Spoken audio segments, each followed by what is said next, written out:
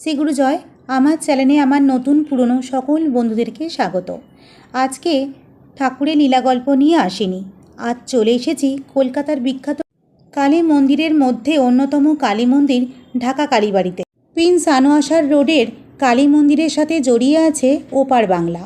বাংলাদেশের ঢাকার নাম থেকেই ঢাকা কালীবাড়ির নাম করা হয়েছে। দেশভাগের সময় ননীগোপাল চক্রবর্তী কলকাতায় এসে এই কালী মন্দিরটি তৈরি করেন। এখানে আগে রক্ষাকালী পুজো করা হতো। রক্ষাকালী পূজার পরে ভাসান দিতে হয়, তাই এই মন্দির প্রতিষ্ঠা করার পর মাকে দক্ষিণাকালী হিসাবে প্রতিষ্ঠিত করা হয়। তবে এই মন্দিরে রক্ষাকালী পুজোও হয়। বৈদিক নিয়মে পূজা হয় এই মন্দিরে, তাই বলি হয় না। এখানে মা খুব জাগ্রত। মায়ের দিকে তাকালেই মনে হয় মা যেন সবাইকে ডাকছেন।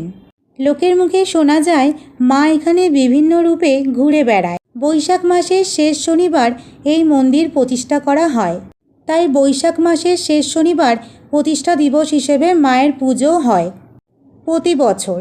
এছাড়াও বিভিন্ন তিথিতে বিশেষ পুজো হয় এই মন্দিরে। মাকে এই মন্দিরে অন্নভোগ দেওয়া হয় নিরামিষ তরকারি, 5 রকম ভাজা এবং 2 রকম মাছ দিয়ে। একটা কাজের সূত্রে এখানে এসে মায়ের দর্শন পেলাম, মায়ের কৃপায় মায়ের ভোগও পেলাম। মায়ের মন্দির সংলগ্ন গণেশ ও বজরংবলীর মন্দিরও আছে। সেখানে প্রণাম সেরে বাড়ির পথে রওনা দিলাম। আজ এই ছোট্ট ঢাকা কালীবাড়ির গল্প শুনতে বন্ধুদের কেমন লাগলো তা অবশ্যই কমেন্টে জানাবেন। আর লাইক, শেয়ার, সাবস্ক্রাইব করতেও কিন্তু ভুলবেন না। নমস্কার, শ্রী গুরু জয়।